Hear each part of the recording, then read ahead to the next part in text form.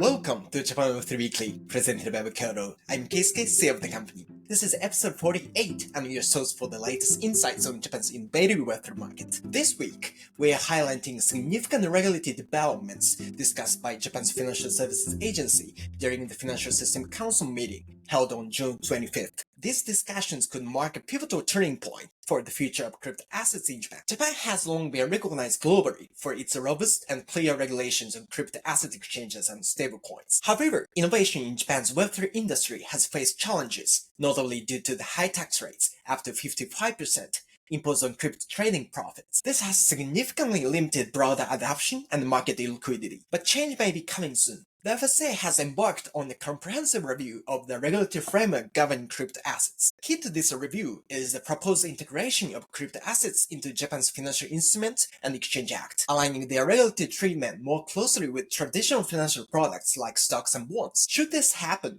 crypto trading profits could shift from being taxed as miscellaneous income to being subject to a separate capital gains tax of just 20.3%. During the June 25th meeting, various experts broadly supported this shift, emphasizing that a balanced approach to investor protection and market innovation is essential. Professor Naoyuki Iwashita from Kyoto University highlighted the complexities of applying traditional financial regulations to crypto transactions, particularly decentralized and anonymous activities. Nonetheless, he stressed the importance of establishing effective frameworks to combat fraud and protect investors, especially in token offerings such as ICOs and IUs. Other experts echoed this sentiment. Professor Yasuhiro Kawaguchi from Doshisha University noted that adapting existing securities laws to crypto assets is logical yet challenging, especially regarding insider trading rules applied to tokens without clear issuers. He advised drawing lessons from global regulatory experiences to navigate these complexities effectively. Interestingly,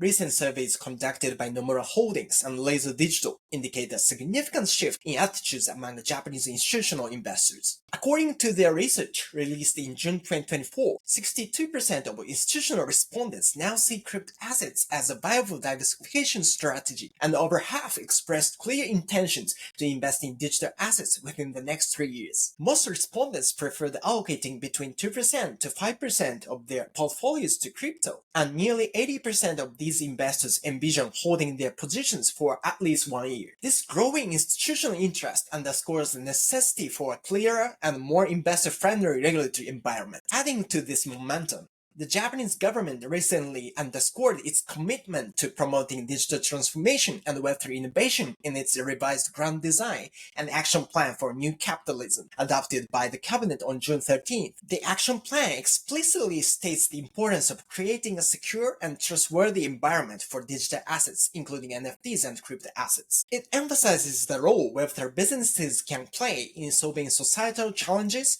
improving productivity, and enhancing Japan's overall competitiveness in the global digital economy. The plan further mentions the importance of positioning crypto assets clearly within financial services laws, ensuring robust investor protection frameworks, and critically reviewing the tax system, including potentially introducing separate capital gains taxation at a favorable rate. With these regulatory advancements, we could see a surge in the market activity. Currently, Japan's crypto market trading volume sits around 3 trillion Japanese yen monthly, which is approximately $20 billion.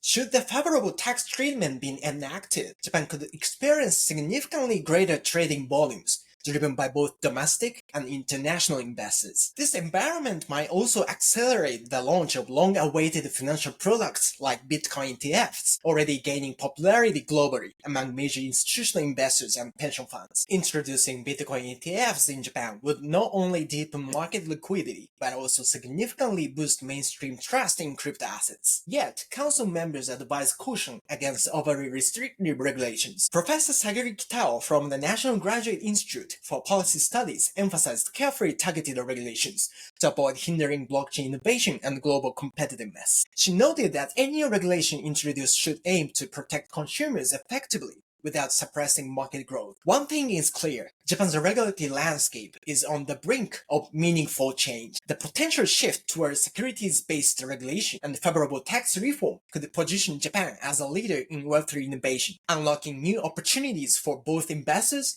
and international Web3 businesses looking at Japan as their next strategic market. That's all for this week's episode of Japan Web3 Weekly. At Kyoto, we support global Web3 projects entering the Japanese market with extensive market research, business development, and so on. If you're looking to expand your Web3 business in Japan, we're here to help. If you enjoyed today's insights, please hit the like button and follow us for more updates. See you next Monday!